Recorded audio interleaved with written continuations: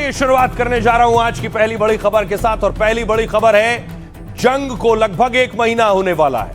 अब जंग के बीच ट्रंप के इस्तीफे की मांग हो रही, जमीनी वॉर की तैयारी और घर में विरोध भारी। देखिए जरा ट्रंप के घर में क्या हो रहा है। लाखों लोग सड़कों पर हैं और कह रहे हैं ट्रंप इस्तीफा दो।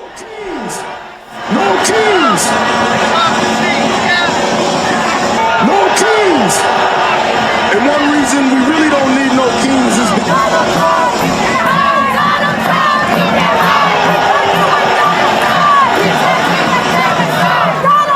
no kings, no kings. लोग इस्तीफा मांग रहे हैं और ट्रंप ने सेना उतार दी है। ट्रंप ने अपने खास कमांडोज भेज दिए हैं जंग लड़ने के लिए।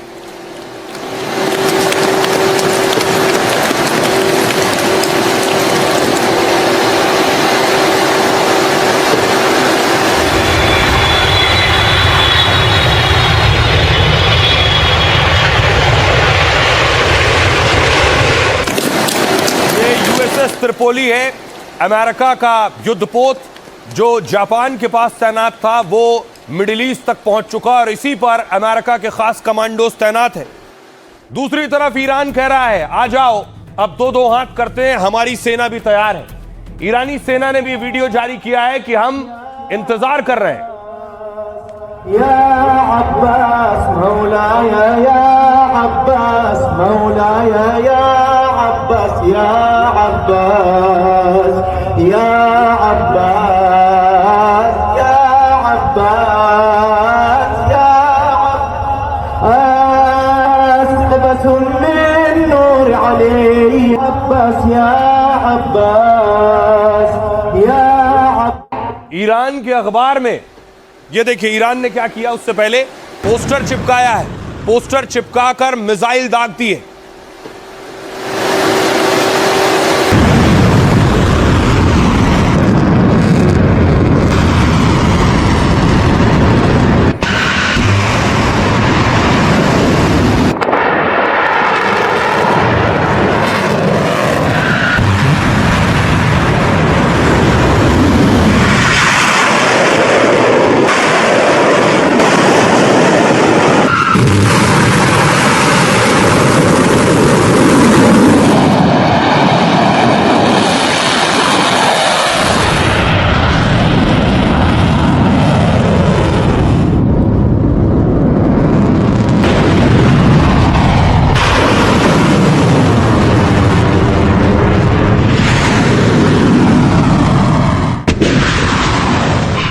तो ईरान भी कह रहा है आ जाओ हम तैयार हैं। ईरान के अखबार में देखिए तेहरान टाइम्स में लिखा है वेलकम टू हेल, और अमेरिका के उन्हीं कमांडोज की फोटो लगी हुई है कि अमेरिका अपने जैसे ही जवानों को ईरान में भेजेगा नर्क में उनका स्वागत होगा और वो यहां से ताबूत में जाएंगे जब ईरान आएंगे, ये लिखा है इसमें। और उसके बाद बाकायदा एआई वीडियो जारी किया है। यह है वो वीडियो जिसमें अमेरिकी सेना ताबूत लेकर जा रही है।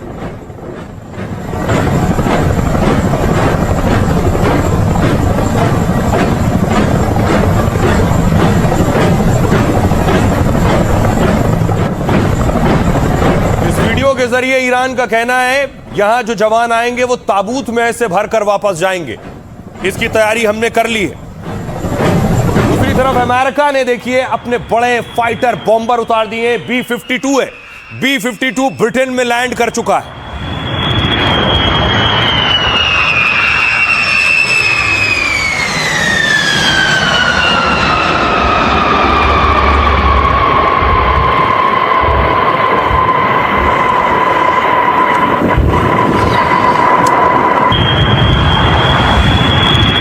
अमेरिकी फाइटर इजराइल की कैसे मदद कर रहे हैं। इजरायली फाइटरों को ईंधन दे रहे हैं आसमान में, रिफ्यूलिंग हो रही है। देख रहे हैं एक फाइटर दूसरे फाइटर में ईंधन भर रहा है।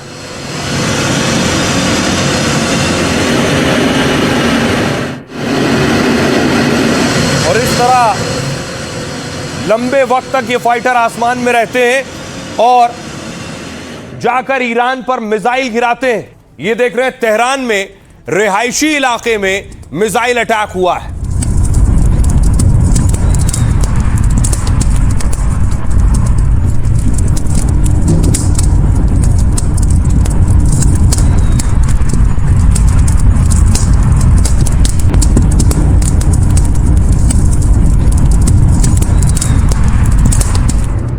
दूसरी तरफ ईरान ने भी इजराइल पर हमला किया है। ये ईरानी हमला है और हमले के बाद हाहाकार मच गया।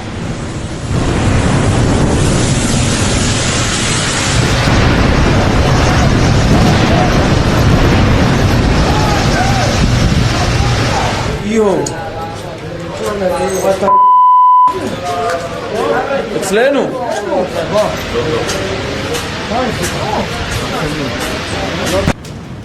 क्या जमीनी ऑपरेशन शुरू करने वाला है अमेरिका? क्या हॉर्मूज खुलवाने के लिए ट्रंप अपनी सेना उतारने वाले हैं?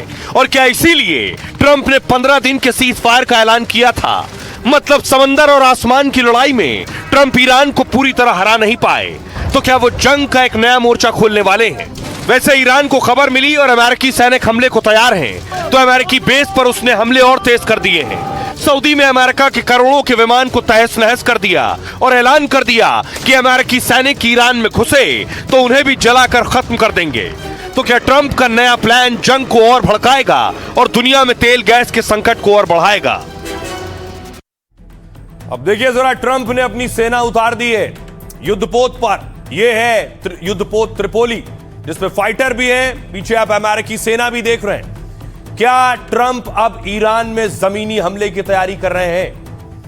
क्या सेना उतारने के लिए 15 दिन का सीज फायर किया था ट्रंप ने, और अब मिडिल ईस्ट में 3,500 और अमेरिकी सैनिक उतार दिए? अमेरिका के मरीन कमांडो यूएसएस त्रिपोली जहाज से खाड़ी में पहुंचे हैं। यूएसएस त्रिपोली अमेरिका का खास एम्फीबियस असॉल्ट शिप है। ये मतलब हर तरह के हमले में सक्षम है, बहुत एडवांस जंगी बेड़ा है। यानी इसके जरिए समुद्र से जमीन पर ऑपरेशन कर सकते हैं और आसानी से। 32,000 करोड़ रुपए के इस युद्धपोत से F-35 जैसे जेट उड़ान भरते हैं। 45,000 टन वजनी ये लाइटनिंग कैरियर के नाम से भी जाना जाता है। मतलब ये ऐसा युद्धपोत है जो सैनिक, हेलीकॉप्टर, लड़ाकू विमान और भारी सैन्य उपकरण लेकर तट के बेहद करीब तक जा सकता है। यह इसकी खासियत। पहले यह जहाज जापान के पास प्रशांत महासागर में तैनात था। इसमें तैनात सैनिक समुद्री और जमीन ऑपरेशन में भी बहुत माहिर होते हैं। मतलब लोगों को सुरक्षित निकालने और घुसकर हमला कर सकते हैं। ये जानकार मानते हैं कि ग्राउंड ऑपरेशन में अमेरिका के 2 बड़े टारगेट हैं। पहला, जमीनी हमले कर ईरान के खार्ग द्वीप पर कब्जा करना, जहां सबसे ज्यादा वहां ईंधन है ईरान का। दूसरा, हॉर्मूज स्ट्रेट के पास दूसरे तटीय इलाकों में छापे मारना, क्योंकि वो रूट है ईंधन का, और उन हथियारों को नष्ट करना जिनसे जहाजों पर हमले हो रहे हैं। उधर ट्रंप के ग्राउंड ऑपरेशन की तैयारी से ईरान भड़क गया है और धमकी दी है कि अमेरिकी सैनिक आए तो उन्हें जला देंगे। तेहरान टाइम्स ने कहा है कि अमेरिकी सेना का नर्क में स्वागत है। अमेरिकी सैनिक ईरान की जमीन पर उतरे तो ताबूत में ही भर भर कर वापस जाएंगे। संसद स्पीकर गालिबाफ ने ट्रंप पर धोखा देने का आरोप लगाया है। कहा अमेरिका एक तरफ बातचीत की बात कर रहा है और दूसरी तरफ जमीनी हमले की तैयारी कर रहा है। हम हर हालात से निपटने में सक्षम भी हैं और तैयार भी हैं। अमेरिकी सैनिकों का हमारे सैनिक अमेरिकी सैनिकों का इंतजार कर रहे हैं, यह कह रहा है ईरान। सुनिए जरा एक्सपर्ट्स क्या कह रहे हैं। जमीनी जंग हुई अमेरिका और ईरान के जवानों में तो क्या होगा?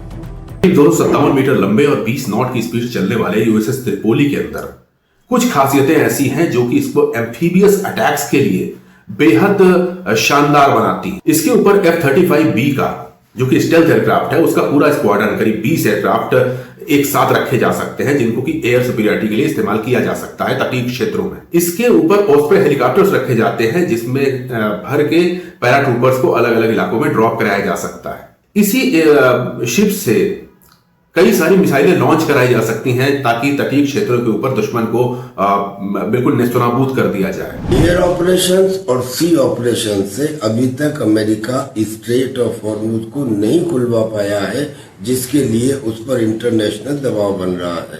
इसके लिए अब शायद वो ग्राउंड ऑपरेशंस कर सकता है। यानी उसने अपनी marine expeditionary unit with the flagship of USS Tripoli middle east में भेज दिए हैं। प्लानिंग है शायद कि कुवैत, जो खर्ग आइलैंड से करीब 200-250 किलोमीटर दूर है, वहाँ से ये ऑपरेशन किया जाएगा और खर्ग को पहले तो एयर बम्बार्डमेंट से सॉफ्ट किया जाएगा और उसके बाद एम्फीबियस त्रिपोली असॉल्ट शिप से उसमें कब्जा किया जाएगा ताकि ईरान का तेल रोका जा सके और फिर ईरान के ऊपर प्रेशर डाल के उससे स्ट्रेट ऑफ हॉर्मुज को खुलवाया जा सके। ट्रंप बेशक इस कोशिश में है कि जमीन पर उतरकर लड़ाई हो, लेकिन क्या यह इतना आसान है? या अमेरिका को और बड़ा नुकसान और झटका लग सकता है, क्योंकि ईरान की मिसाइलें अब तक खत्म नहीं हुई, उसकी ताकत खत्म नहीं हुई। ईरान ने 86वीं मिसाइल का जो जत्था था वो दाग दिया है।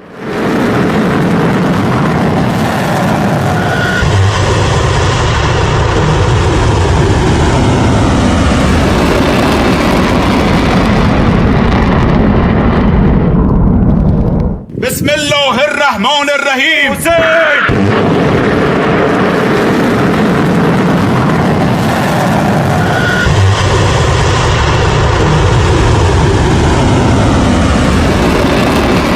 और देखिए मिसाइलें कहां कहां गिर रही हैं। ये कुवैत देख रहे हैं, कुवैत का इंटरनेशनल एयरपोर्ट है जिस पर मिसाइल गिरी आकर।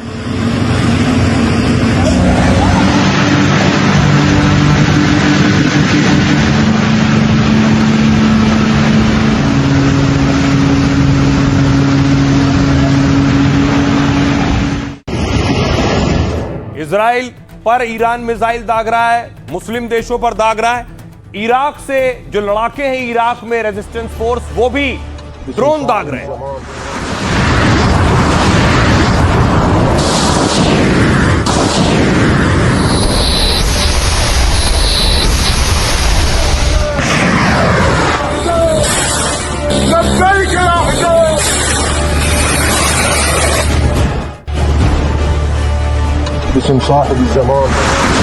और चौतरफा हमले इराक में अमेरिकी ठिकानों पर हो रहे हैं, तो अमेरिका को देखिए अपने डिफेंस सिस्टम से मिसाइल दागनी पड़ रही है।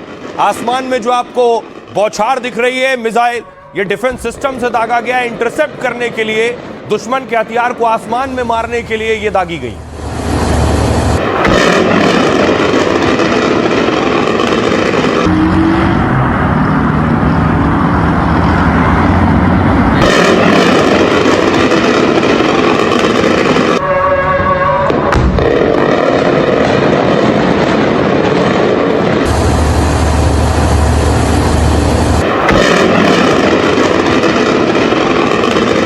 और हर बार मिसाइल रोक पाए, डिफेंस सिस्टम रोक पाए, ये जरूरी नहीं। देखिए जरा, आकर यहां धमाका हुआ है। ये बहुत से ऐसे मिसाइल हैं जो नहीं रोकी जा सकती, या ड्रोन है।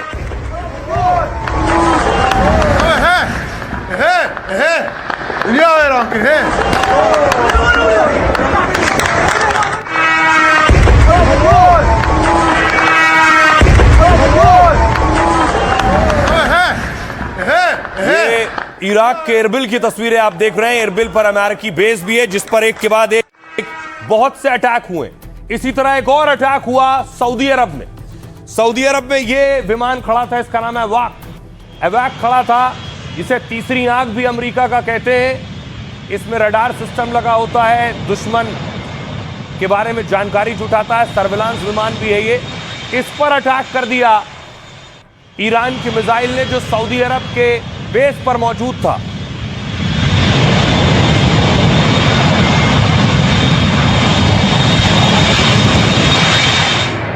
और देखिए जरा अटैक के बाद इसका हाल देखिए। यह है अमेरिका का विमान, सर्विलांस विमान, यूएस एयरफोर्स लिखा हुआ है, आप देख रहे हैं। ईरान ने तबाह कर दिया है अमेरिका का यह विमान। 5-5.5 हजार करोड़ इसकी कीमत है।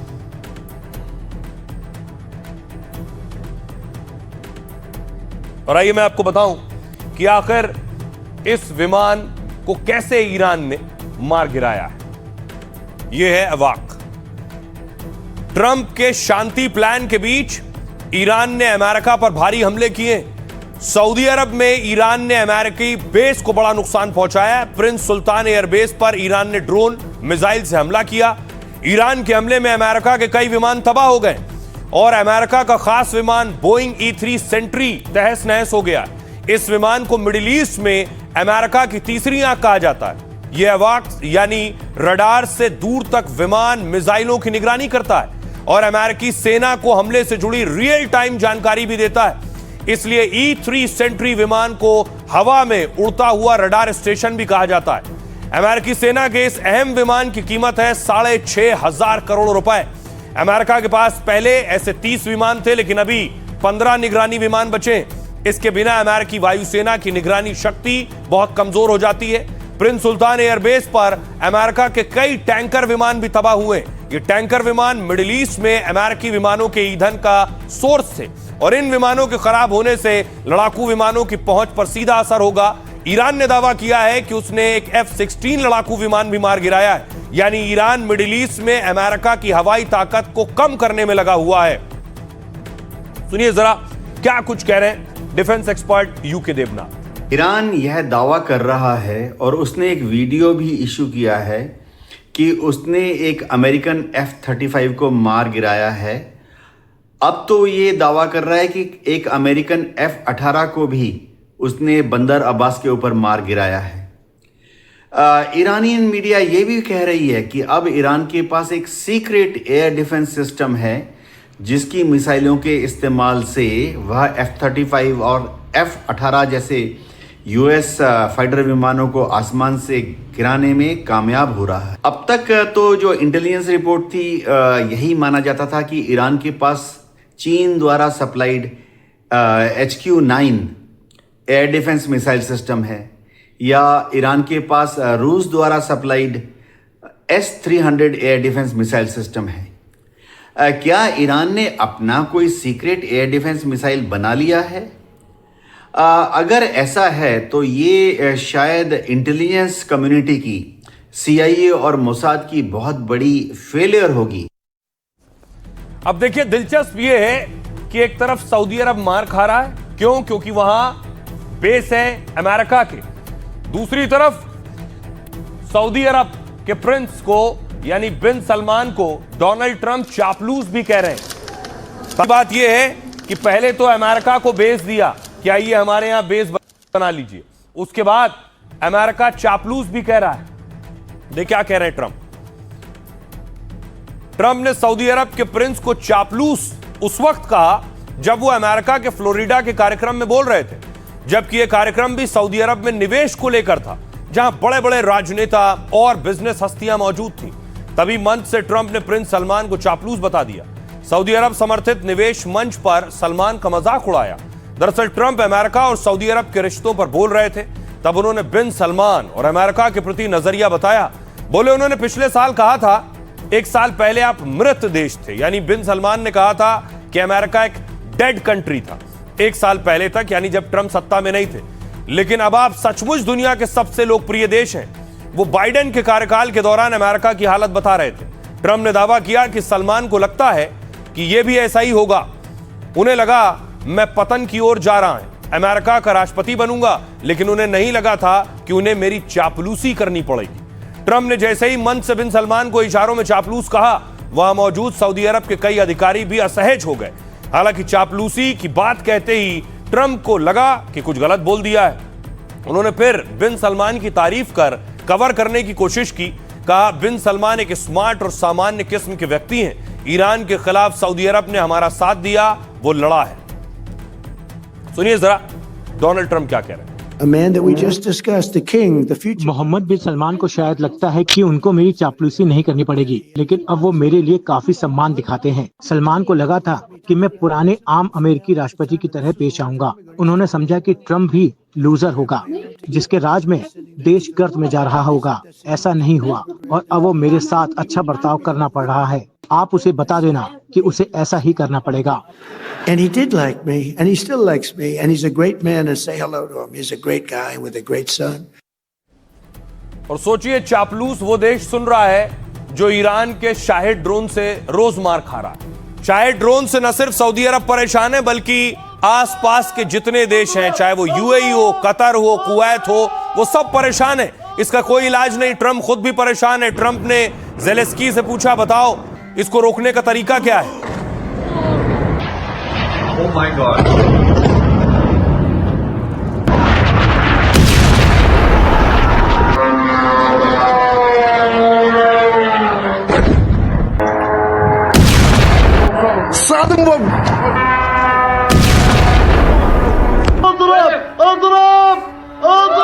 अब देखिए इतने हमले हो रहे हैं यूएई से एक तस्वीर आई है।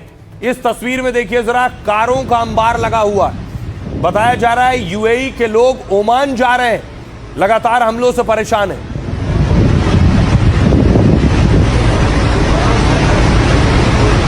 यूएई में लोगों में डर है, दहशत है, इसलिए भगदड़ है। गाड़ियों का लंबा चौड़ा काफिला है। दावा किया जा रहा है ये सारी गाड़ियां, जो इसमें सवार लोग हैं जो यूएई में रहते हैं, ओमान शिफ्ट हो रहे हैं अपनी जान बचाने के लिए। अब दूसरी तरफ देखिए, आखिर इन हमलों से कैसे रुका जाए। सऊदी भी परेशान है, इसलिए यूक्रेन के राष्ट्रपति ज़ेलेंस्की पहुंचे हैं सऊदी अरब। सऊदी अरब में वहां सऊदी अरब के अधिकारियों से मिले और उन्हें बताया है कि ईरान के शाहिद ड्रोन से कैसे निपटना है।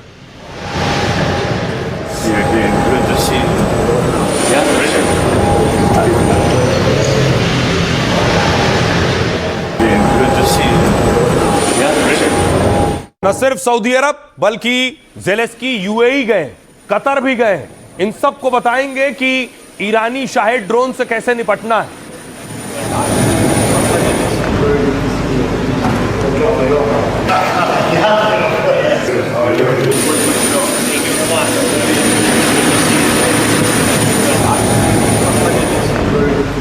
तो ज़ेलेंस्की सबके लिए इस वक्त बड़े योद्धा बने हैं और ये है वो हथियार जो यूक्रेन ने तैयार किया है शाहिद ड्रोन गिराने के लिए।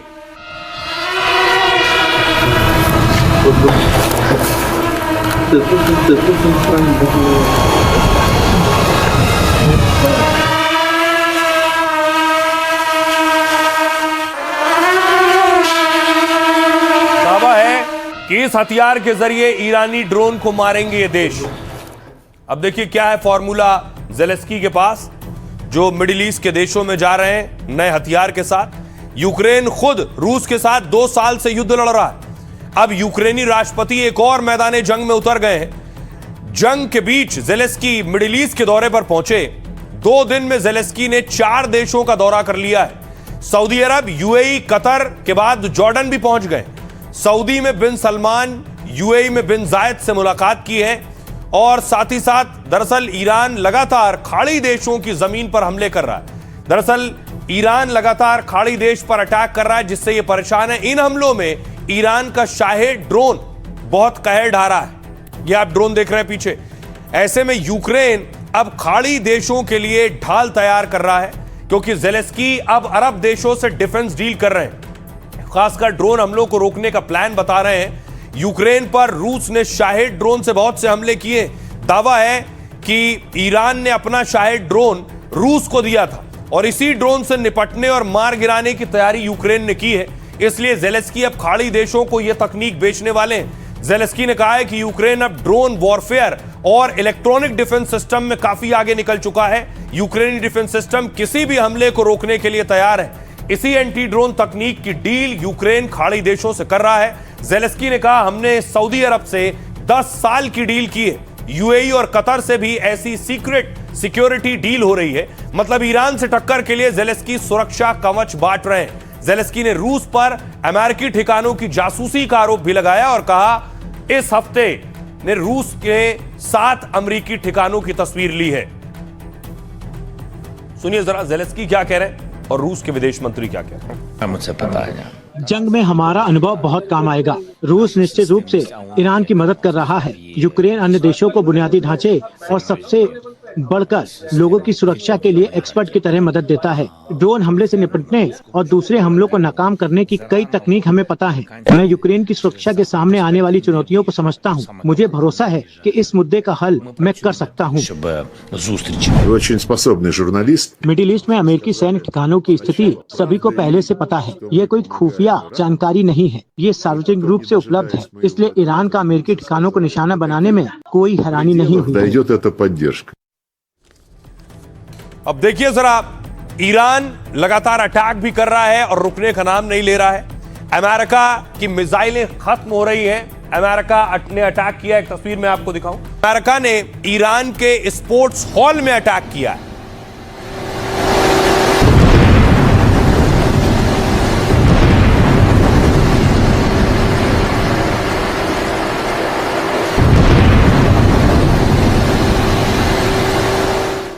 दूसरी तरफ इजराइल की फैक्ट्री पर ईरान ने अटैक किया है। ये वो तस्वीरें आप देख रहे हैं।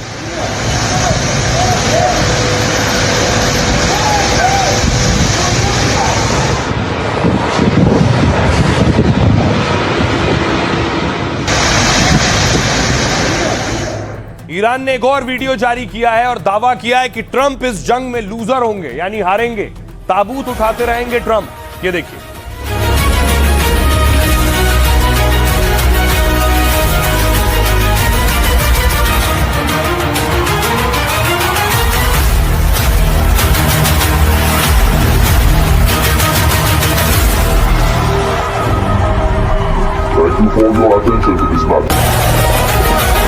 वीडियो के जरिए बताने की कोशिश कर रहा है ईरान कि जंग में सैनिक भेजोगे, पैराशूट से आएंगे यहां और उसके बाद यहां मारे जाएंगे, वापस जाएंगे। ट्रंप ताबूतों पर पैर रख के सामने आएंगे दुनिया के, कहेंगे हम जीत गए, लेकिन असल में वो जंग हार जाएंगे। और ईरान ये क्यों कह रहा है? ईरान कह रहा है, आज एक तस्वीर ईरान ने जारी की, मैं आपको दिखाऊंगा। ईरान का कहना है कि बच्चों की जो मौत हुई, 168 बच्चों की मौत हुई जिनके स्कूल पर अटैक हुआ था, आज उनके 2 कमांडर की फोटो जारी की है और ईरान ने कहा है इन 2 कमांडर से बच्चों की मौत का बदला लेना है। देखिए वो दोनों कमांडर कौन है? ये है अमेरिकी कमांडर। इनकी तस्वीरें जारी की हैं। इनके आदेश पर ही बच्चों के स्कूल पर अटैक किया गया था। इन दोनों पर ही बच्चों पर हमले और उनके स्कूल पर हमले का आरोप है। देखिए जरा ये दोनों हैं कौन और ईरान क्या चाहता है। ये हैं वो दोनों कमांडर्स जिन पर इस हमले का आरोप था। ईरान ने अमेरिकी नौसेना के इन 2 कमांडर्स की तस्वीरें जारी की और कहा इन दोनों अपराधियों को पहचान लीजिए, यही ईरान के 168 बच्चों के हत्यारे हैं, इन्हें याद रखिए। इनके आदेश पर ही मिनाब में 168 बेकसूर बच्चों की जान गई थी। 3 बार टॉमहॉक मिसाइलें दागने का ऑर्डर इन्होंने ही दिया था। ये अधिकारी कमांडर ली आर टेट और कार्यकारी अधिकारी जेफरी ई यॉर्क है। ईरान का दावा है कि अमेरिकी कमांडर्स ने ट्रिपल ट्रैप हमला किया। पहली मिसाइल गिरने पर चीख पुकार मची, लोग बच्चों को निकालने के लिए दौड़े। उसी वक्त इन कमांडर्स के इशारे पर दूसरी और तीसरी मिसाइल दागी गई। वो सिर्फ तबाही नहीं, मदद के लिए पहुंचने वालों को भी खत्म करना चाहते थे। दावा है कमांडिंग ऑफिसर टेट ने मिसाइल लॉन्च करने का आदेश दिया था, जबकि कार्यकारी अधिकारी यॉर्क ने इस खतरनाक हमले का प्लान बनाया था। ईरान ने तस्वीरें जारी कर दोनों अमेरिकी कमांडर्स को युद्ध अपराधी कहा है। अमेरिका में भी स्कूल पर हमले और बच्चियों की मौत की जांच की मांग हो रही है। 45 से ज्यादा सीनेटर ने रक्षा मंत्री को चिट्ठी लिखकर जवाब मांगा है और पूछा है क्या ईरान के स्कूल पर हमले के लिए अमेरिका जिम्मेदार था? स्कूल को टारगेट बनाने से पहले क्या क्या सावधानियां बरती गई थीं? सुनिए जरा, हमारे सहयोगी मौजूद हैं इजराइल में अटैक हो रहा है। सुनिए जरा, उनकी रिपोर्ट देखिए। दोपहर में एक प्रोजेक्टाइल ईरान का जो है वो यहाँ पर आके गिरा, इम्पैक्ट उसका ज़बरदस्त था। आप ये मेरे पीछे देखेंगे, ये जो यहाँ पर रेस्क्यू वर्कर्स हैं, रेस्क्यू जो वर्कर्स की टीम है वो घरों में जा रही है और साथ ही साथ जो ये नज़ारा है ये पूरा बताता है कि किस तरीके का यहाँ पर नुकसान हुआ है। 7 लोगों की यहाँ पर बताया जा रहा है उन्हें इंजरीज हुई हैं, चोटें लगी हैं जब वो कोशिश कर रहे थे बचने की।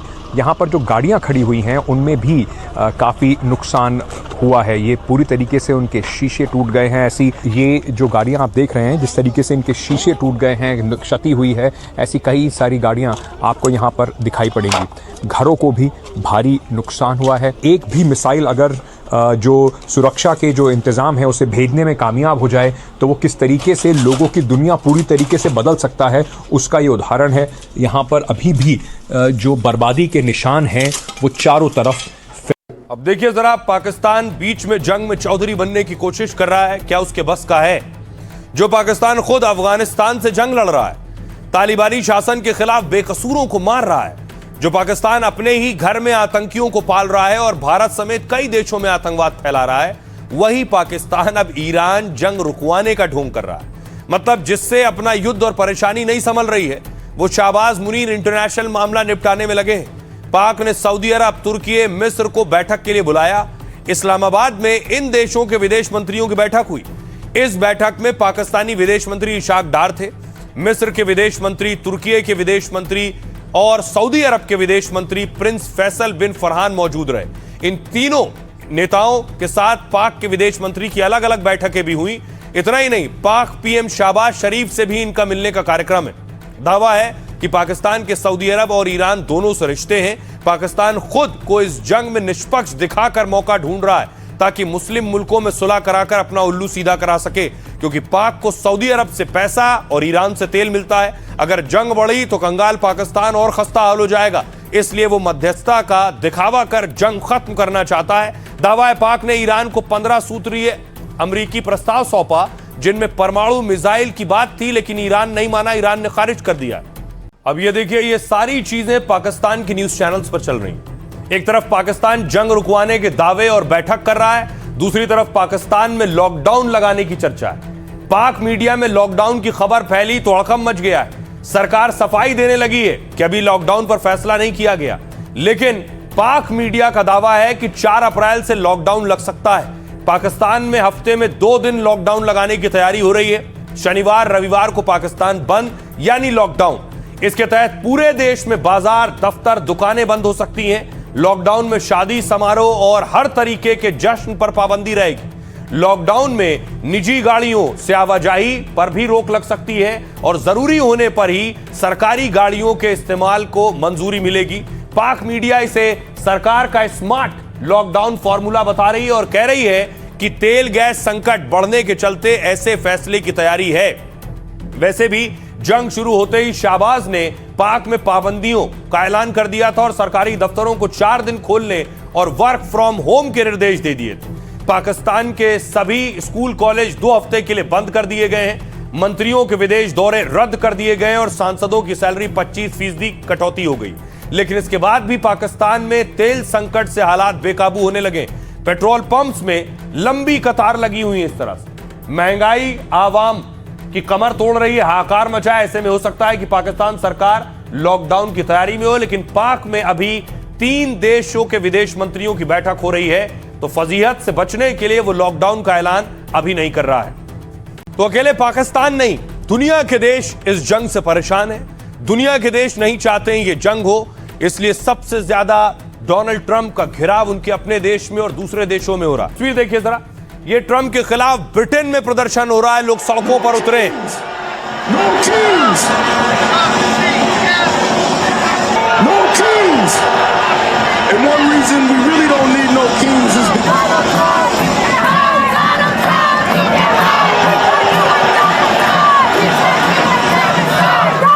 no kings! सिर्फ ब्रिटेन नहीं, शिकागो देखिए जरा, ट्रंप के खिलाफ हुजूम सड़कों पर था।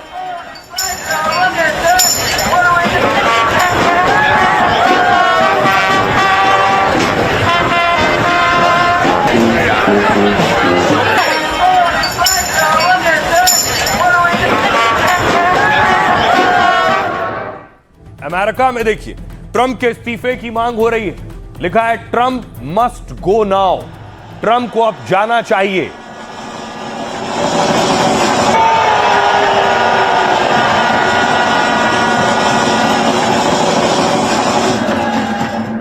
अगली तस्वीर देखिए जरा, पेरिस लिए चलता हूं।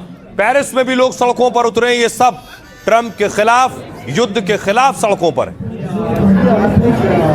No kings! No kings!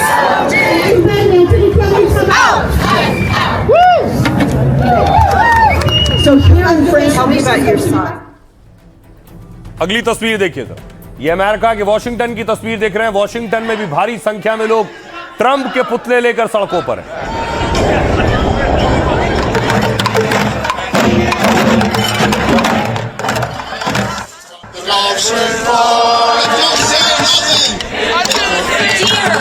Fearless leader.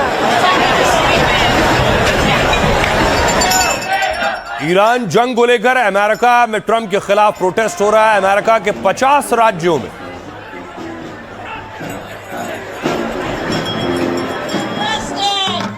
अब मैं आपको दिखाऊं कहां कहां प्रदर्शन हो रहा है। ये मैप आप देख रहे हैं अमेरिका का। अपने ही घर में ट्रंप कैसे घिर गए हैं। वॉशिंगटन में प्रोटेस्ट हो रहा है, न्यूयॉर्क में प्रदर्शन हो रहा है, सैन फ्रांसिस्को में लोग सड़कों पर उतरे हैं, सैन डियागो में भी ट्रंप के खिलाफ लोग इस्तीफा मांग रहे हैं, अटलांटा में भी लोग प्रोटेस्ट कर रहे हैं, टेक्सास में ट्रंप के खिलाफ लोग सड़कों पर हैं, बोस्टन में भी, हर शहर में ट्रंप के खिलाफ प्रोटेस्ट हो रहे हैं। शिकागो की तस्वीर मैंने आपको दिखाई है। ये सारी जगह पर ट्रंप लगातार घिर गए। आइए आपको बताऊं कि आखिर ट्रंप का घेराव हो रहा है। ये सब कह रहे हैं ट्रंप को अब जाना चाहिए, इस्तीफा देना चाहिए। ट्रंप ने पूरे मुल्क को, दुनिया को जंग में झोंक दिया। अमेरिका के 50 राज्यों में 3,300 से ज्यादा जगहों पर यह प्रदर्शन हुआ। न्यूयॉर्क से वॉशिंगटन तक करीब 80 लाख लोग सड़कों पर उतरे। प्रदर्शनकारियों ने ट्रंप और उपराष्ट्रपति जेडी वेंस के पुतले लहराए और उनके प्रशासन से जुड़े कई लोगों की गिरफ्तारी की मांग की है। प्रदर्शन में लोगों ने ट्रंप के नेतृत्व पर अपनी नाराजगी जाहिर की है। आरोप लगाया कि ट्रंप की नीतियों से तेल और गैस की कीमतें बढ़ रही हैं और ट्रंप इन पर ध्यान देने के बजाय ईरान से जंग में व्यस्त है। ट्रंप के खिलाफ ये अमेरिका में तीसरी नो किंग्स रैली है। नो किंग्स का मतलब अमेरिका का कोई राजा नहीं है।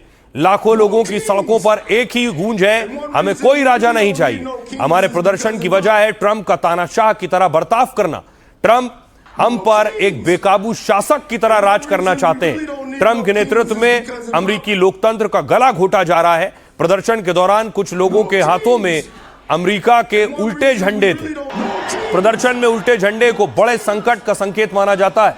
पिछली नो किंग्स रैली में अमेरिका में 70 लाख लोग जमा हुए थे, लेकिन इस बार ट्रंप विरोधी प्रदर्शन ने अमेरिका में सारे रिकॉर्ड तोड़ दिए। एक सर्वे में 60% से ज्यादा अमेरिकी ने ईरान जंग का विरोध किया और अब ट्रंप विरोधी प्रदर्शन का बढ़ता दायरा उनकी टेंशन और बढ़ा रहा है। सुनिए जरा डिफेंस एक्सपर्ट जीडी बख्शी क्या कह रहे हैं। आप कब तक बेवकूफ बनाओगे? नंबर 1। नंबर 2, जरा बात करें आपके बूट्स ऑन द ग्राउंड।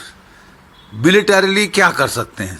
अरे साहब, बेवकूफ बनाओ सिविलियंस का। अगर आपको गल्फ ऑफ हॉर्मुज खोलनी है, प्रॉब्लम ईरान की नेवी नहीं है जो डोनाल्ड ट्रंप कह रहे हैं हमने डुबो दी। तो बाढ़ में जाओ, डुबो दी। कितनी नेवी थी? Navy is not the real problem. Real problem is ballistic missiles, cruise missiles, anti ship missiles, drones. 2 drone एक टैंकर को डुबो सकते। 2 ड्रोन, टैंकर आग जल्दी पकड़ते, तेल भरा पड़ा साहब। तो 1 ड्रोन 2 ड्रोन आपका टैंकर गया। कौन सा टैंकर माई का लाल करेगा? डोनाल्ड ट्रंप कह रहे ये टैंकर डरपोक हैं। अच्छा साहब, जब आपको वियतनाम लड़ना था तो आप डॉज मार गए, ड्राफ्ट डॉज, कि मैं बीमार हूं साहब, मैं नासाज है तबीयत मेरी है? और अब आप औरों को कह रहे मर जाओ, मरने से डरते हो। और इस परेशानी के बीच एक तरफ ट्रंप का विरोध हो रहा है, अलग अलग देशों में दूसरी परेशानियां खड़ी हो रही हैं। भारत कोशिश कर रहा है कि कैसे भारत और भारत के लोगों पर संकट ना आने पाए। ये देख रहे हैं एक और ऑयल वेसल पहुंचा है, लगातार जहाज पहुंच रहे हैं, ये रास्ते में है और भारत पहुंचने वाला है। अब देखिए साथ साथ युद्धपोत भी चल रहा है जो उसकी सुरक्षा के लिए, हिफाजत के लिए साथ साथ चल रहा है।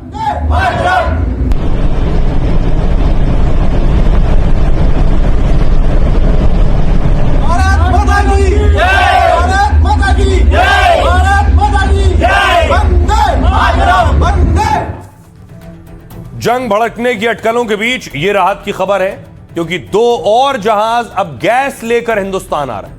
इन जहाजों ने हॉर्मुज स्ट्रेट को सुरक्षित पार कर लिया है। बाकायदा केंद्र सरकार ने भी इनके आने की पुष्टि कर दी।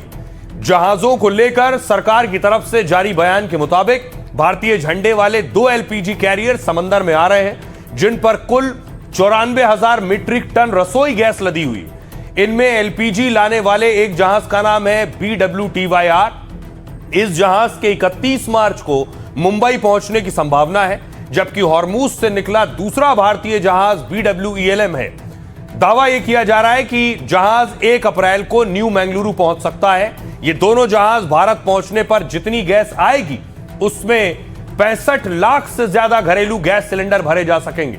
इससे पहले 4 भारतीय LPG जहाज सुरक्षित पहुंच चुके हैं, जिनमें पाइन गैस, जगबसंत, शिवालिक और नंदा देवी शामिल हैं। हालांकि अब भी हॉर्मुज के पास भारत के 18 जहाज रुके हुए, जो धीरे धीरे करके भारत आएंगे तो किल्लत खत्म होगी। हालांकि सरकार गैस तेल संकट से इनकार कर रही है और अफवाह फैलाने और कालाबाजारी पर एक्शन ले रही है। सुनिए जरा इन हालात पर सियासतदान क्या कह रहे हैं। गैस के लिए इसलिए किल्लत है कि ये विदेश नीति में असफल हुए हैं। जो हमारा मित्र देश था वो भी आज हमारे खिलाफ खड़ा है और इससे देश और दुनिया परेशान है। देखिए, प्रधानमंत्री जी ने मन की बात में लोगों को कहा है कि सरकारी ऐलान पे यकीन रखें, अफवाहों पे ध्यान न दें। भारत सक्षम है इस सारी परिस्थिति से मुकाबला करने में। जिस तरह कोरोना काल में देश एक हुआ, ये युद्ध काल जो अभी चल रहा है इसमें भी हमें एक रहना चाहिए और इसमें किसी भी अफवाह पर ध्यान नहीं देना चाहिए। 28 फरवरी के बाद से हम में से जो कोई भी लिख रहा था, बोल रहा था, उसको आप पैनिक क्रिएटर बोल रहे थे। और खुद प्रधानमंत्री जी का लोकसभा और राज्यसभा का भाषण अगर पैनिक में कहीं कंट्रीब्यूट किया तो उनका भाषण। तो देखिए, संकट की स्वीकारोक्ति में कोई दिक्कत नहीं होनी चाहिए। स्वीकारोक्ति करिए और पूरा देश एक साथ खड़ा होगा। अरे संकट आएगा तो मिलकर सामना करेंगे, लेकिन ये नहीं ना कि सामने दिख रही है हकीकत आंख मोड़ लें। जो स्ट्रेटेजिक पेट्रोलियम रिजर्व है वो पर्याप्त मात्रा में है। कच्चे तेल और गैस का जो आयात है वो 27 देश जहां से पहले होता था अब 41 देशों से हो रहा है। स्ट्रेट ऑफ हॉर्मुज से जिन 5 देशों के जहाजों को गुजरने की अनुमति दी गई है उसमें ईरान ने भारत को भी शामिल किया है। इसीलिए ये पूरी तरह से जो भ्रम और अफवाहों का जाल विपक्ष ने बुना है उससे पूरे देश को सावधान रहना। जंग के बाद और जंग से भारत कैसे निपट रहा है, इसके बाद आज की एक और बड़ी खबर है। भारत के पड़ोसी मुल्क नेपाल में नए नए प्रधानमंत्री बने, सिर्फ 35 साल के। देखिए क्या एक्शन ले रहे हैं। बालेन का ताबड़तोड़ एक्शन चल रहा है। देखिए बालेन शाह आज क्या कर रहे थे। यह तस्वीर है बालेन शाह नेपाल के पीएम बनने के बाद, शपथ ग्रहण के बाद उन्होंने पूजा की।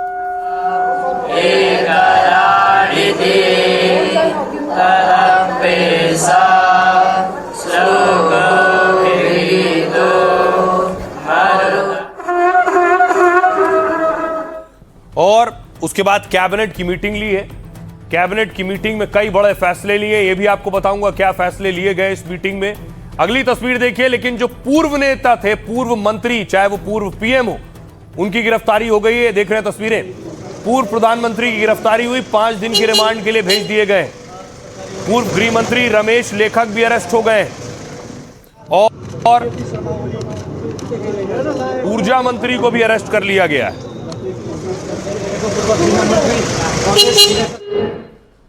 अब देखिए जरा किस किस की गिरफ्तारी हुई है और क्यों की गई। तो पीएम बनते ही फौरन एक्शन। विरोधी ये भी कह रहे हैं कि राजनीतिक प्रतिशोध और विरोध में गिरफ्तारियां हो रही हैं।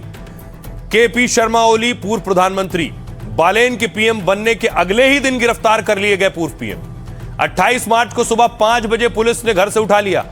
जेनजी प्रदर्शन में आपराधिक लापरवाही के आरोप है। प्रदर्शन के दौरान हिंसा में 70 से ज्यादा मौतें हुई थी। यह है रमेश लेखक, पूर्व गृह मंत्री। पूर्व गृह मंत्री को भी पुलिस ने उठा लिया। आंदोलन में लापरवाही और गोली चलवाने के आरोप हैं इन पर।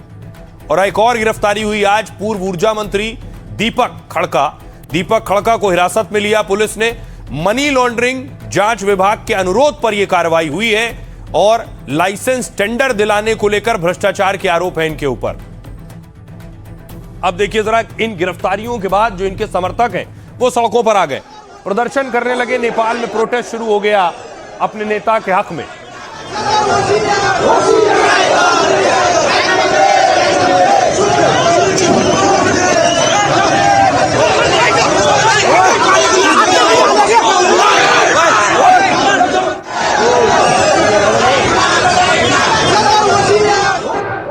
लेकिन नेपाली पुलिस देखिए प्रदर्शनकारियों से सख्ती से निपट रही है। लाठीचार्ज किया, लाठियां चलानी शुरू की।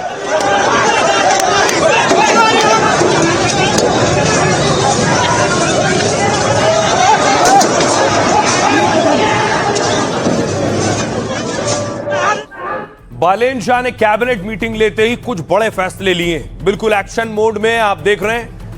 रातों रात नेता उठा लिए जा रहे हैं। प्रधानमंत्री बनने के साथ ही बालेन शाह चौंकाने वाले फैसले ले रहे हैं।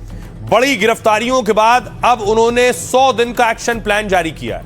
बालेनशाह की सरकार ने छात्र राजनीति पर पूरी तरह से रोक लगा दी है। उन्हीं छात्रों की वजह से सत्ता में आए, लेकिन अब छात्र राजनीति बंद। शिक्षा व्यवस्था में साथ ही 5वीं तक के बच्चों के लिए पारंपरिक परीक्षाएं खत्म कर दी हैं और स्कूल कॉलेजों के विदेशी नाम बदलकर नेपाली में रखने के आदेश दे दिए हैं। सारे नाम बदल डालो। ऑक्सफोर्ड, पेंटागन या सेंट जेवियर्स जैसे नाम इस साल में ही बदल दिए जाएंगे। रिपोर्ट के मुताबिक नेपाली स्कूलों कॉलेजों में किसी तरह की राजनीति नहीं होगी। राजनीतिक पार्टियों से जुड़े जो भी छात्र संगठन अभी मौजूद हैं, उन्हें 60 दिनों के अंदर अपने दफ्तर कॉलेज कैंपस से हटाने होंगे। ग्रेजुएशन तक पढ़ाई के लिए नेपाली नागरिकता जरूरी नहीं होगी। भ्रष्टाचार पर देखिए एक्शन लिया है। नेपाल में बड़े नेताओं और अफसरों की संपत्ति की जांच की जाएगी। इसके लिए 15 दिनों के अंदर ही एक कमेटी बनाई जाएगी जो 2006 के बाद बड़े पद पर रहे लोगों की संपत्ति की जांच करेगी। संविधान में नेपाल की नई सरकार संविधान में बदलाव को लेकर भी तैयारी कर रही है। 7 दिनों के अंदर एक पेपर तैयार किया जाएगा ताकि इस पर खुलकर बात हो सके। सरकार ने यह भी कहा है कि जिन लोगों के साथ पहले अन्याय या भेदभाव हुआ है उसे 15 दिनों में स्वीकार किया जाएगा। इसके बाद मदद योजना बनाई जाएगी। ये तैयारी। अब देखिए जरा, हमारे सहयोगी प्रभाकर ग्राउंड पर पहुंचे नेपाल में, वहां के लोगों से, पत्रकारों से बात की। क्या वो भी इस कार्रवाई को राजनीतिक विरोध मानते हैं, राजनीतिक प्रतिशोध मानते हैं? सही स्टेप है प्रधानमंत्री जी का, लेकिन दूसरा ओपिनियन है जो कि नेपाल का पॉलिटिकल हिस्ट्री में आप देखिएगा तो पॉलिटिकल वेंडेटा जो बोलते हैं, रिवेंज, बदला का राजनीति नेपाल में नहीं रहा है। तो ये हमको लगता है कि फर्स्ट टाइम है। तो पीपुल ने एक तरीके से रिवेंज ले चुका है, वो वोट के माध्यम से ले चुका है और रासपा पार्टी बहुत बड़ा पार्टी बन चुकी है पहले से ही। तो पीपुल ने अपना वर्डिक्ट पहले से दे चुका है। अब उसके बाद का जो ये स्टेप सब है, ये स्टेप सब में जो ओपिनियन जो डिवाइडेड है नेपाल में, तो आई थिंक हमको लगता है कि वेट ऑन वॉच करके देखना पड़ेगा कि इसका क्या रिपोर्टेशन होगा। जो जनजी प्रोटेस्ट की टाइम पे जो कत्लोगारात हुआ था, उसके जो जिम्मेवार लोग हैं उनके ऊपर एक्शन लिया जाएगा और विशेष करके केपी शर्मा ओली और रमेश लेखक जो प्रधानमंत्री और तत्कालीन प्रधानमंत्री और गृह मंत्री रहे थे, उनके ऊपर कार्रवाई होने का एकदम दबाव था।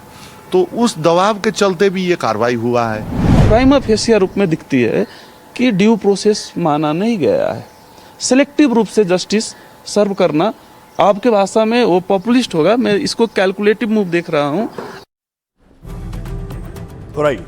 खबरों में आगे बढ़ते हैं। एक और बड़ी खबर है। धुरंधर के बाद चारों तरफ कैसे बवाल हो रहा है, खासतौर से पाकिस्तान में। लियारी वाले मांगने लगे कमाई में हिस्सा। धुरंधर और धुरंधर 2 में पाकिस्तान की लियारी की कहानी दिखाई गई।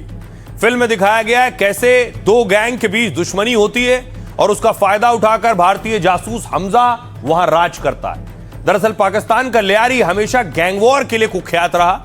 यह कराची का सबसे पुराना रिहायशी इलाका है। इसे कराची के सबसे पिछड़े और घनी आबादी वाले इलाके में माना जाता है। यहां की गलियां बहुत संकरी हैं और घर एक दूसरे से बहुत सटे हुए हैं। दावा है कि यहां बिजली, पानी और सीवरेज जैसी सुविधाओं की भारी कमी है। यहां करीब 10 लाख की आबादी है जिसमें बलूचों की बहुत संख्या है। 1980 के दशक में यहां संगठित अपराध शुरू हुआ। रहमान डकैत जैसे कई नाम यहां के सबसे खूंखार गैंगस्टर रहे। यहां जबरन वसूली, ड्रग्स और हथियारों का कारोबार चरम पर था। आरोप लगते रहे कि राजनीतिक दलों ने सत्ता के लिए इनका इस्तेमाल किया है। 2013 में यहां गैंग्स खत्म करने के लिए बड़ा ऑपरेशन चलाया गया, जिसके बाद गैंग खत्म हो गया, लेकिन लियारी का विकास आज तक नहीं हुआ। इसी कारण अब लियारी के लोग धुरंधर 2 की कमाई में हिस्सा मांग रहे हैं। धुरंधर 2 दुनिया भर में सबसे ज्यादा कमाई करने वाली 6ठी भारतीय फिल्म बन गई है और इस फिल्म ने अब तक दुनिया भर में 1000 करोड़ से ज्यादा की कमाई कर ली है।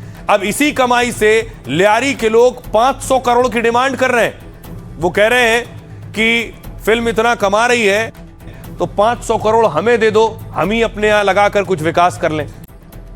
तो रहिए खबरों में आगे बढ़ते हैं। आज की एक और अच्छी खबर है अग्निवीरों से जुड़ी हुई। बिना टेस्ट के अग्निवीरों की भर्ती होगी। अग्निवीर आखिर कहां जाएंगे, इसको लेकर बहुत से सवाल उठे। दिल्ली से अच्छी खबर आई है, दिल्ली पुलिस में भी अग्निवीरों की भर्ती होनी है। और देखिए जरा इसका प्रोसेस और प्रक्रिया क्या है, कैसे अग्निवीर दिल्ली पुलिस में भर्ती हो पाएंगे। दिल्ली पुलिस में अग्निवीरों की भर्ती के लिए नया फैसला आया है। गृह मंत्रालय ने दिल्ली पुलिस भर्ती के लिए नई अधिसूचना जारी की है। अब कांस्टेबल के 20% पद अग्निवीरों के लिए आरक्षित होंगे। जिन अग्निवीरों ने सेना में 4 साल की सेवा पूरी कर ली है, उनको बलों में शामिल करने के लिए यह फैसला लिया गया है। सबसे बड़ी राहत यह है कि पूर्व अग्निवीरों को फिजिकल टेस्ट में छूट दी गई। फिजिकल एफिशिएंसी टेस्ट को भर्ती का सबसे कठिन चरण माना जाता है। हालांकि मेडिकल टेस्ट में सभी के लिए सामान्य नियम होंगे। फिलहाल कांस्टेबल पद के लिए आयु सीमा 18 से 25 साल है, लेकिन पूर्व अग्निवीरों को भर्ती में 3 साल तक की छूट दी जाएगी। अग्निवीरों के पहले बैच के लिए यह छूट 5 साल तक की है। पहले कांस्टेबल की भर्ती 100% सीधे तौर पर की जाती थी, लेकिन इस बदलाव के बाद पूर्व अग्निवीरों को प्राथमिकता मिलेगी। दिल्ली के पूर्व एलजी वीके सक्सेना ने इस प्रस्ताव को मंजूरी दी थी। केंद्र सरकार की नई योजना के अनुसार सभी सुरक्षा बलों में पूर्व अग्निवीरों को रोजगार देने पर फोकस किया जा रहा है। आइए आज की एक और खबर है, आपको लिए चलता हूं जगन्नाथपुरी। वहां दरअसल तहखाना खोला जा रहा है और रत्न आभूषणों को देखा जा रहा है। 48 साल बाद जगन्नाथ मंदिर का खजाना खुला है। जगन्नाथ मंदिर जहां हजारों लाखों लोग दर्शन करने के लिए पहुंचते हैं, उसका खजाना खोला जा रहा है और बाकायदा रत्न भंडार की निगरानी हो रही है। तो 48 साल बाद पुरी के जगन्नाथ मंदिर का खजाना खुल गया है। मंदिर के रत्न भंडार यानी खजाने की गिनती चल रही है। इसमें भगवान जगन्नाथ, बलभद्र और देवी सुभद्रा के आभूषण हैं। मुहूर्त के अनुसार इसे बुधवार दोपहर 12:09 से 1:45 के बीच खोला गया। रत्न भंडार के अंदर केवल अधिकृत लोगों को ही घुसने दिया गया। खजाने की गिनती के लिए विशेष टीम को नियुक्त किया गया है। कीमती रत्नों की पहचान के लिए 2 रत्न विज्ञानी शामिल हुए। खजाने की गिनती के दौरान फोटोग्राफी होगी और लिस्ट बनाई जाएगी। यह इसलिए किया जा रहा है ताकि भविष्य के लिए रिकॉर्ड सुरक्षित रहे। इस प्रक्रिया से मंदिर के अंदर पूजा पाठ पर कोई असर नहीं होगा। श्रद्धालुओं को फिलहाल बाहर के बैरिकेड से दर्शन की अनुमति है, जबकि मंदिर के अंदर वाले हिस्से में इस दौरान प्रवेश बंद है। खजाने की गिनती के दौरान 3 सदस्य निगरानी कर रहे हैं। सोना, चांदी और बाकी आभूषणों के लिए अलग अलग बक्से हैं। आभूषणों को बॉक्स में रखने की जिम्मेदारी 10 लोगों की है। इसके अलावा मैजिस्ट्रेट हर दिन रत्न भंडार की चाबी लाएंगे। प्रक्रिया पूरी होने के बाद चाबी को उसी दिन जमा करना होगा। रत्न भंडार की गिनती साल 1978 की सूची के आधार पर हो रही है, और यानी पुराने रिकॉर्ड में दर्ज रत्न आभूषणों का वर्तमान सूची से मिलान होगा। यह प्रक्रिया अगले 3 महीने के अंदर पूरी होने की संभावना है। सुनिए जरा मॉनिटरिंग कमेटी के चेयरमैन क्या कह रहे हैं। भगवान की कृपा से श्रद्धालुओं की इच्छा पूर्ण होते जा रहा है। भगवान को प्रार्थना, समस्त भक्तजन को प्रार्थना, हमारा काम शुरू हो रहा है। सब हमारे लिए भगवान को प्रार्थना करेंगे, हम सुचारू रूप से जैसे काम को समापन करें। तो अब ये 3 महीने तक चलेगी। आइए अब बारी है लाइफ का फंडा की। क्या है आपके लिए खास? खुश रहने के लिए जिंदगी में हंसी मजाक जरूरी है, लेकिन कभी किसी के हालात या मजबूरी का मजाक मत उड़ाइए। क्या पता आपको भी कभी वैसे ही हालात का सामना करना पड़े। लालटेन वाली कहानी में जिंदगी का एक बड़ा फंडा छिपा है। एक गांव में एक नेत्रहीन साधु रहते थे। वो अकेले थे और गांव के लोगों की मदद से जिंदगी बिता रहे थे। साधु कभी किसी के काम में दखल नहीं देते थे, सिर्फ पूछने पर लोगों को सच्ची और काम की सलाह देते थे।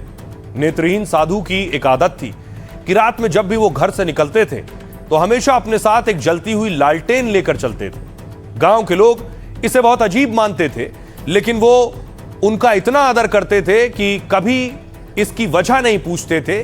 एक दिन गांव के कुछ शरारती लड़कों ने साधु को लालटेन के साथ देखा तो हंसी उड़ाते हुए कहा, तुम अंधे हो, तुम्हें तो कुछ दिखाई नहीं देता, फिर ये लालटेन किस काम की है? ये लालटेन लेकर क्यों चलते हो? साधु ने बिना गुस्सा हुए शांति से जवाब दिया, तुम सही कह रहे हो, लालटेन मेरे किसी काम की नहीं है। मेरे लिए दिन और रात में कोई फर्क नहीं है। मैं तो हमेशा अंधेरे में ही जीता हूं, लेकिन ये लालटेन मैं अपने लिए नहीं, मैं दूसरों के लिए रखता हूं, ताकि वो मुझे देख सके और मुझसे टकराए नहीं। ये बात सुनकर लड़कों को बहुत शर्मिंदगी हुई। उन्होंने नेत्रहीन साधु से माफी मांगी। इस कहानी में लाइफ का बड़ा फंडा छिपा है। कोई राय बनाने या फैसला करने से पहले हालात और शख्स के बारे में पूरी जानकारी हासिल करें। जल्दी में बनाई गई राय अक्सर गलत होती है। जहां से जो अच्छा हासिल हो उसे अपनाएं, अपनी जिंदगी में उतारें। अपना और अपनों का बहुत बहुत ख्याल रखिए। रुकना एक ब्रेक के लिए।